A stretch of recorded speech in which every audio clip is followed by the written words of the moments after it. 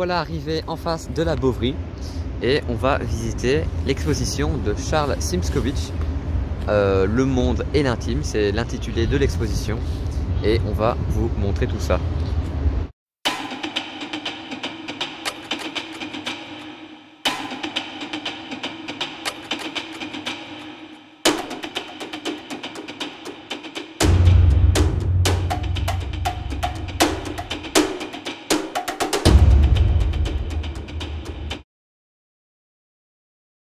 Alors dans cette œuvre-ci, on peut clairement voir la représentation de l'atelier de cet artiste. Donc par ici par exemple on peut voir tous les pots de peinture qui ont été utiles à ses œuvres. Ainsi que ici on pourrait imaginer une espèce de poubelle comme ça, où toutes ces mauvaises idées passaient à la trappe. On voit aussi par exemple des chaises où il pourrait s'asseoir, ainsi que des produits chimiques qui pourraient l'aider à faire diverses représentations avec diverses techniques et variées. On voit aussi différents crânes, ossements. Ici on retrouve le thème des crânes. Ils ont été conçus à partir de ciment et d'acrylique et le ciment donne le relief. Et on a des émotions qui sont très mixtes. On a des crânes qui sont colorés ici en bas et d'autres qui sont beaucoup plus sombres ici au-dessus.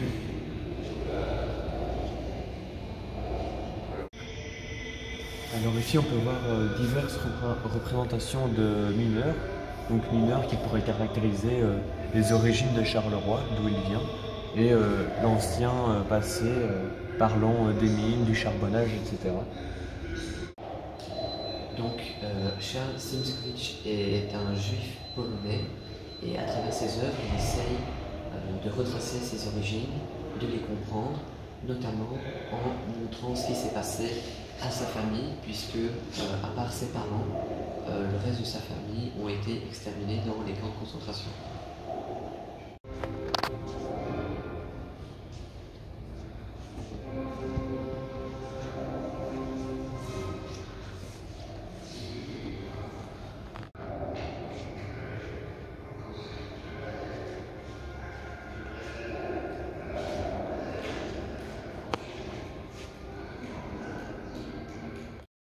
À gauche, une œuvre inspirée de faits réels, puisqu'elle montre la tombe des membres de sa famille.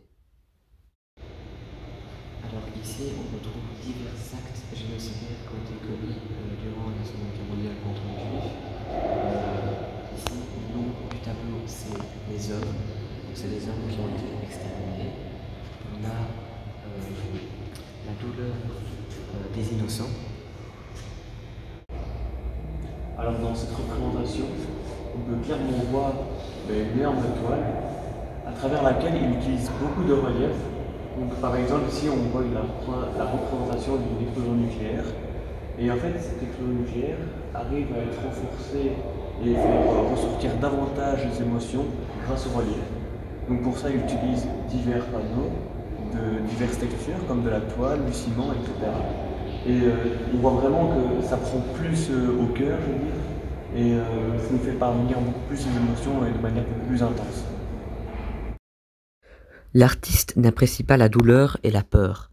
Il aurait d'ailleurs voulu être médecin pour aider ceux qui traversent ces émotions. Cependant, il utilise la peur comme une arme contre ceux qui essaieraient de corrompre l'art ou pour que les actes génocidaires ne soient plus une réalité. Ainsi, certaines œuvres font récit d'histoires sombres, mais, d'une autre part, Szymkowicz joue bien avec les couleurs plus joyeuses. Il le fait notamment pour mettre en valeur le passé et l'histoire.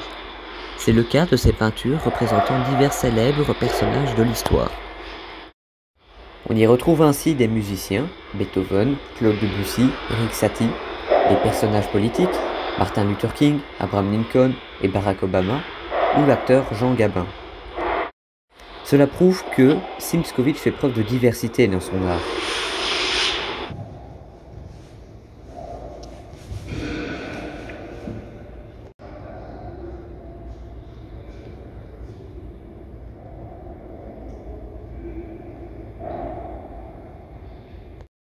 Il fait également des hommages, comme pour son ami Léon Ferré, chanteur et poète, chez qui Szymkowicz a trouvé inspiration pour donner une explication à ses œuvres. Alors pour conclure sur cette exposition, donc plus particulièrement au niveau des œuvres, on a adoré de quoi il s'inspire. Donc on voit clairement qu'il s'inspire de la réalité, de personnes réelles, de faits réels et ainsi de suite. On aime bien aussi les tableaux en eux-mêmes, donc à la fois leurs couleurs flash, qui peuvent évoquer leur cohérence avec le thème du tableau et ainsi de suite, mais aussi les textures qu'il utilise et le relief qu'il donne aux certains tableaux. Donc par exemple, on voit qu'il utilise du ciment, des superpositions de toiles, de tissus, etc. Ensuite, on a aussi apprécié le lieu. Donc le lieu qui est à la fois très accueillant et très épuré quand on arrive dans l'allée principale.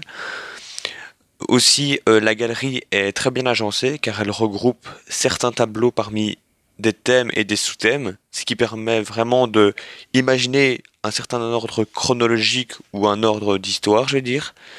Après, il y avait aussi la présence d'une vidéo, donc gratuite, qui était à disposition dans cette exposition. Et ce qui était très bien avec cette vidéo, c'est qu'elle résume ou explique la plupart des œuvres en les recontextualisant dans un cadre spatial et en parlant à la fois de son vécu, de quoi elle se compose et tout ça. Mais malgré cela, on trouvait quand même que la galerie était quand même assez bruyante parce qu'il y avait un léger bruit de fond suite à la vidéo, mais aussi suite aux gens qui parlaient à l'exposition.